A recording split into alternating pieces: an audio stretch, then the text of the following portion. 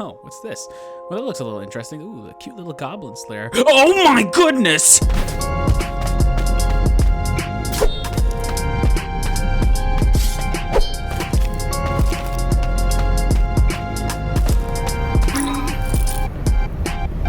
Now hold on a freaking minute.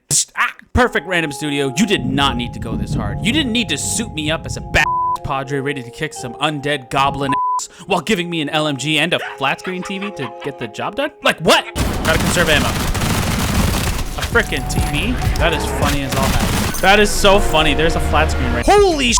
8 grand? Sup YouTube, it's me Slow. And while I'm just a random dude on YouTube really, you know, with next to no skills for video games, it's stupid, but it's my thing now. I too feel the urge to recommend a gem here and there, okay? AAA games are constantly pumping out lukewarm games, but the indie developer scene is wild, and the fact that this absolute gem of a game isn't getting the recognition or praise it deserves insults me and should insult your wallet for not buying this game, but instead Dragon Age Veilguard instead. Alistair's staring at you. I'm disappointed in you.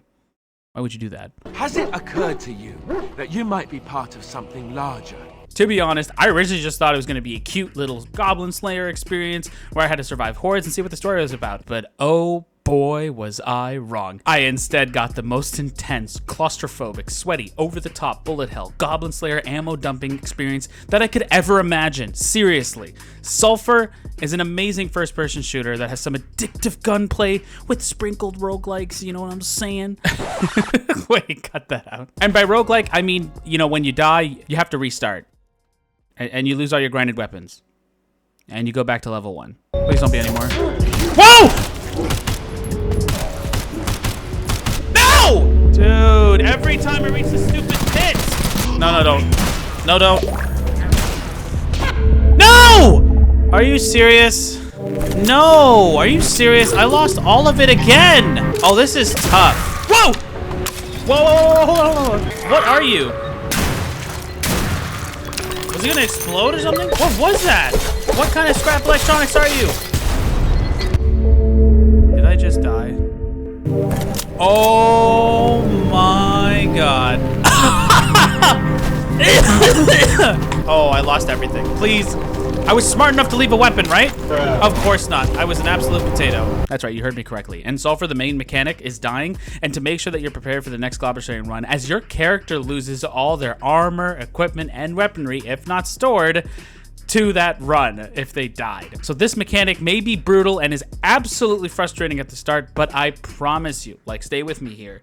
It's an essential mechanic that makes you plan your runs and makes the game even better. While I rage to my death because of some stupid goblin awkward backing or pathing and bumping myself into a wall, I constantly find myself diving back in and slashing the horde as I see fit. The craziest part about this game is I have spent literally 2 hours, my first 2 hours, just trying to get to the half section of the game. And no, it's not because I'm bad or, you know, you telling me to get good, which it probably could be, but it's genuinely because there are just so many varied dungeons and situations that if you are ill prepared or lose too much health on one level alone, could lead to your literal demise in the next run, and you'll be slaying goblins in no time and having a blast doing it with a seriously large array of weapons consisting of shotguns, LMGs, pistols, assault rifles, snipers. This is a very pro-America game. Better yet, the enemy variation is awesome as well, as you'll face off against various goblin types, ghosts, yes, literal ghosts.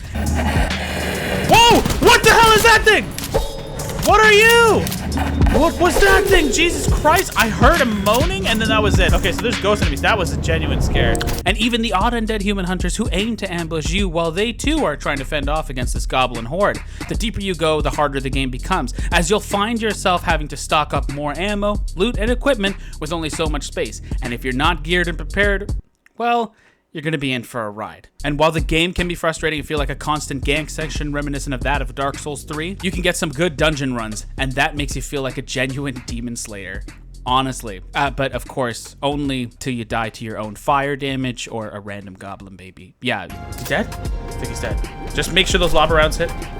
Oh no! Please! Please, please, please, please, please, please. Fire damage is so stupid, please. Never mind, please. Oh, come on. I'm not gonna die to this. Please don't. Please don't. Please. Please, you game. Please don't. This is ridiculous. There was water right here. Oh my god. Please don't. That is annoying. I'm going to die to bullshit now. No! I swear to God, I swear to Christ. Never equip lava rounds. Never equip lava rounds. Never, never, never, never. Save that. That was hilarious as hell, actually. And kudos to the art style. The sprite-like design is really solid. And the fact that you can hack and slash corpses of goblins to vent out your frustration and literally see chunks fly out is actually weirdly therapeutic, to be honest. Especially after when you die to like one of the goblin babies or you get cornered. It feels really good to just tap that X button and just keep slashing away. You know what I mean? Dude, every time I reach the stupid pit. Take your frustration out on all this. They knew what they were doing when they designed it that way. They let you get your aggression out. And the details even go further than that. Like when your sword slashes multiple goblins, to secret walls that just need a little bit of dynamite to be exposed that could even get you some better gear or an elemental buff, to bullet types that change your bullet's fight path and direction, changing your damage type from even lava, poison, multi-shot, or literally to acid stun rounds and cryotic rounds that freeze and shatter goblins at bay. The potential for this game and the capabilities that you can do are limitless.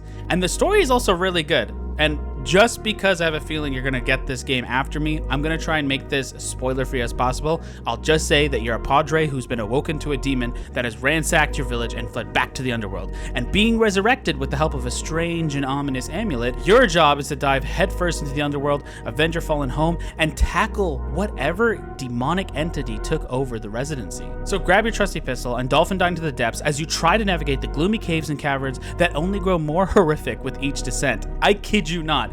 It feels good, and the environments, while surprisingly similar due to the game's seed generator, it still makes for some solid encounters and monster battles, as you can be dropped into the middle of boss rooms or goblin ambushes that literally will test your patience, as you maybe ammo dump your way out of the situation, or if you're out of everything, have to slash your way through the horde. But the game tries to support you throughout each level, as you may encounter these little cauldrons that, once you drop certain ingredients into, can craft recipes that can heal you for at least maybe a quarter or maybe a fifth of your health, which sounds pretty awful, and it totally is. But when you stack a lot of these recipes together and you progressively understand what recipes work to provide the most health, you kind of realize that you can actually use this to your advantage and stock up on a lot of health items to fight off herds of goblins that come after you. And not even that. There's so many random ghosts and jump scare encounters that could literally terrify you while you're slamming the goblins that it gives literal shivers on your spine. Like, seriously. And then just when you think you couldn't get it worse, you have human undead hunters that constantly try and test you, chasing you, shooting you, possibly exploding you, and even sending their hounds at you to try and take you out. And by the way, this is just the first floor of the game, as when you complete the first floor, you will go deeper and deeper into the depths. And it's gonna get wacky, boys. I can't show you the footage just because I want you to experience it for yourself, but it's nuts. The newer monsters and creatures that lurk at the depths, I can't wait for you guys to see it. Either way, I just had to get my 2 cents out there because this game genuinely needs a little bit of love and support. So make Doom Guy proud and take your time clearing the horde of goblins that lurk in the depths. I was lucky enough to get this game for free, and I've been loving every second of it. I think the only thing that you might struggle with in this game, honestly, is the die and lose everything mechanic. Honestly, if you don't know what you're doing, because the game kind of doesn't really tell you right off the bat, it can be really difficult. And I mean extremely difficult, possibly aggravating for some, because while you could stock up, load up, have the best run ever, all it takes is one level, a bad situation, a bad jump, noob traps to end that entire run and possibly lose all your gear, which is honestly the biggest gut punch in the game, because it kind of destroys the balance, as once you have a lot of oils, buffs, equipment on your gun, like attachments like scopes and more, losing that is genuinely the worst feeling in the planet. It kind of puts you off from the experience for some. And I will say that now, this game by no means is easy. It's quite difficult, and you have to plan numerous encounters, as literally at any moment, a goblin baby, the weakest enemy that I could possibly think of in this game, or a rogue dog decides to pounce on you, can end the entire run so quickly before you even have a chance to react it sometimes, especially when you jump off and fall off the map and spawn back in, you can occasionally have your character facing the opposite direction, which awkwardly can lead to your death as you won't have enough reaction time to turn around to stop the goblins from grabbing you. There definitely needs to be some balancing stuff, but the developers themselves have a massive roadmap that they're working on. And hey, the best part is, if you died during one of your tragic runs, money is not a problem. Because sometimes when you go to the mailbox, you have a chance of actually making some extra cash and stash, which you can stash and upgrade and buy other gear too. So it's almost as if you can get an additional 6 to 12k just from dying. It just sucks when you really upgrade all your weapons because the vendors can be a little... Yeah, there's a lot to be desired with the vendors. Honestly, at the starting of the game, you will feel so weak and underpowered that it's gonna suck going through the caves at the start. You're gonna have a little bit of struggle when facing off against it. I'd say honestly, it's just worth it though. It's definitely has a lot of balancing issues with it. But if you like to grind and go through it, the grinding is actually really the addictive part of this game. I will say this though, the dogs, absolutely frustrating. They need to be nerfed, like yeeted. This is the first time you're gonna put Fido down as soon as you get the chance. Enemy generation and placement could also use some genuine tuning because there's some random moments where you walk into a room and there's 50 goblins just waiting for you.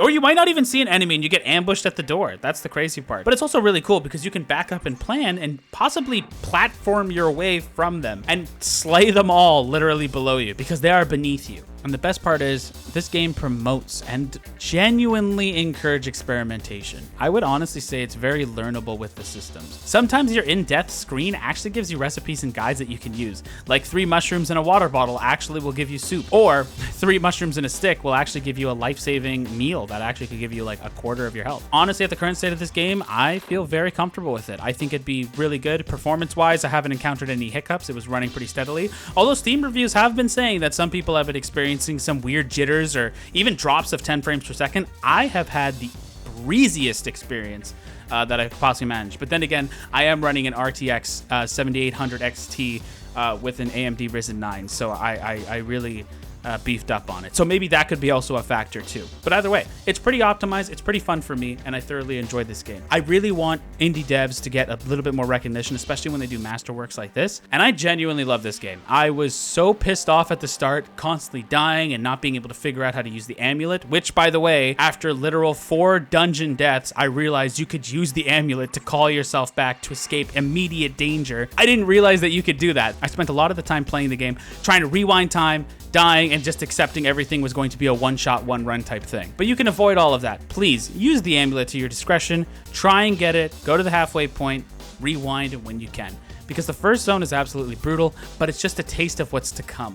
So be prepared for it, guys. You will easily pass hours of this game. I guarantee you that. And if anything, though I'm not paid or sponsored to do any of this stuff, I actually just really want people to play this game a little bit more. I think it needs a lot more love and appreciation because as one gamer to another, this is the type of game that I think a lot of people can just get to and just enjoy. It's just a simple game that you just have to boot up, play, beat as many goblins as you possibly can, restart as many times as you want to, shut off, and then repeat again. Like, there's so much more to it. With a cool story that kind of gets deeper and has some dark, sinister stones to it, I feel a lot of people will enjoy this game. So be the Padre that you can be, enjoy the game, dive into it head first, and let me know what you think in the comments down below if you're willing to give it a shot. If not, please feel free to check out other reviews because, again, I'm not like a super review guy, okay? I'm just a Let's Play dude. But I actually wanted to give my honest thoughts on this extraction shooter, you know? I genuinely like it. I think a lot of people will have a lot of fun with it. So let me know what you think in the comments. Take care, stay safe, and thanks for slowing down with me, guys. That's it for this one.